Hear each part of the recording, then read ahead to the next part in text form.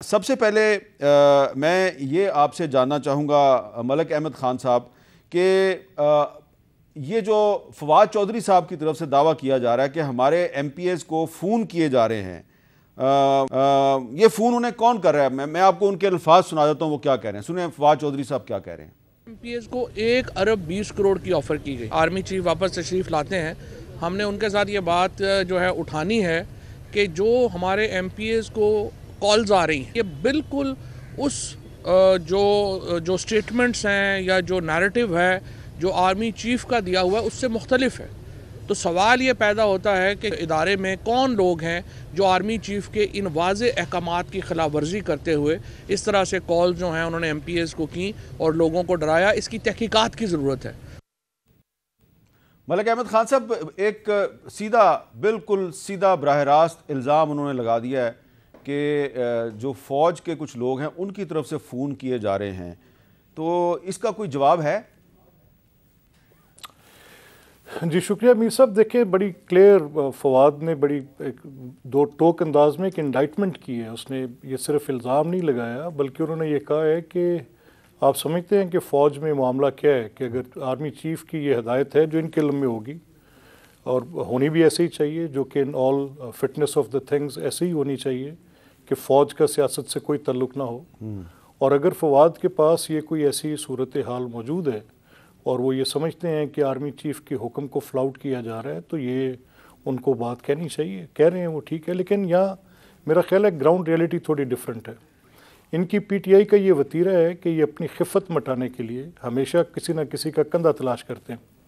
अभी हमें पता है कि इनकी पार्लियामेंट्री पार्टी में एक बड़ा इस्तराब है और पंजाब की पार्लियामेंट्री पार्टी की एक कसीर तादाद ये समझती है कि ये एक बड़ा पिवटल क्वेश्चन है, बड़ा की इम्पॉर्टेंट क्वेश्चन है। यानी ये असेंबली ही उस पार्लियामेंट्री पार्टी की क्रिएटर है।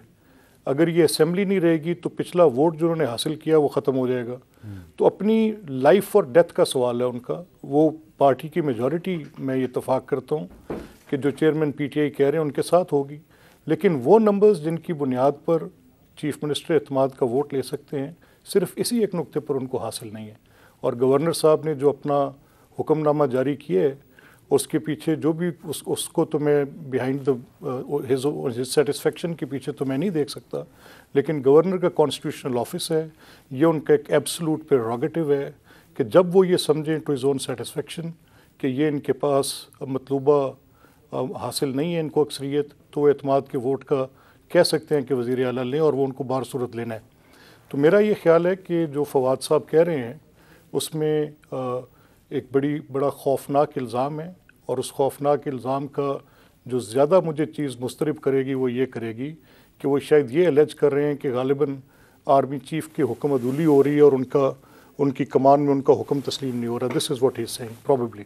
अच्छा, सलमान अकरम राय साहब, क्या ये ज़रूरी है कि फवाद चौधरी साहब जो हैं वो कम अज़ कम सबूत सामने लेके आएँ कि किन एमपीएस को फ़ोन किए गए और जिन्होंने फ़ोन किए उनके नाम भी सामने लेके आएँ और एमपीएस का भी बताएं कि कौन कौन से एमपीएस जो हैं उनको फ़ोन किए? क्या आप समझते हैं कि ये सबूत के बगैर ऐसी बात नहीं करनी चाहिए?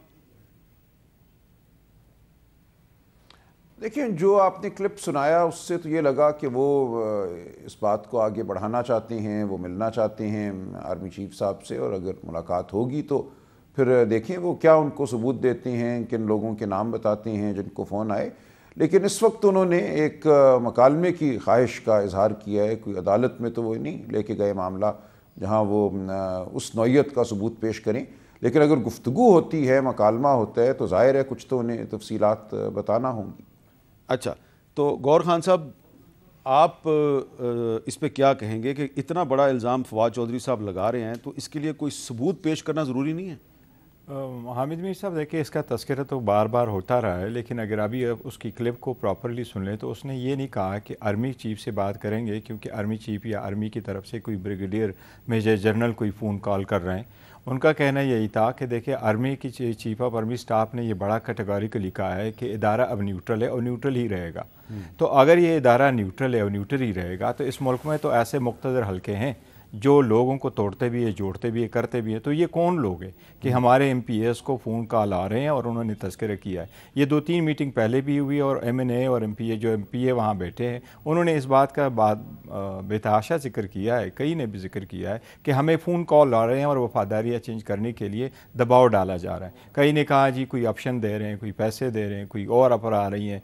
तो ये और ये इसके प्रॉपर सबूत उनके पास मौजूद है। उन्होंने अच्छा, उनके पास सबूत मौजूद है? उनके पास ये सबूत है फ़ोन कॉल कहाँ से आया है। तो इसका तो पहले भी न्यूज़ में भी आया है, ख़बरों में भी चलता रहा कि MNAs ने ऐसी मीटिंग में, MPAs ने अपनी मीटिंग में इसका तज़किरा किया। अलबत्ता ये किसी ने नहीं कहा कि आर्मी ने हमें वो कर दिया। तो जो जिक्र फवाद चौधरी साहब कर रहे हैं वो ये कह रहे हैं कि जब चीफ ऑफ आर्मी स्टाफ आएंगे उनसे पूछेंगे कि अगर इदारा न्यूट्रल है तो फिर आप भी हमारा भी असिस्ट करें कि ये कौन कर रहा है। अच्छा, तो आपके ख्याल में उन्होंने बराह रास्त फौज पे अगर आप उसकी क्लिप प्रॉपरली सुन ले तो उन्होंने ये नहीं कहा। वो कहते हैं जी इदारे से हम पूछेंगे कि इदारा न्यूट्रल है तो हम चीफ ऑफ आर्मी स्टाफ से पूछेंगे कि ये कौन कर रहा है।